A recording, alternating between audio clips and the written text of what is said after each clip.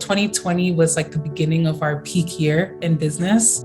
I'm talking like our peak year, like bookings after bookings between corporate catering, private catering, and also weddings.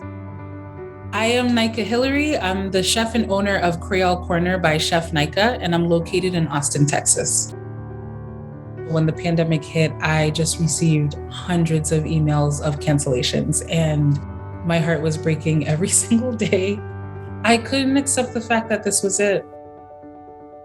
I am really big on like picking back up and let's move on.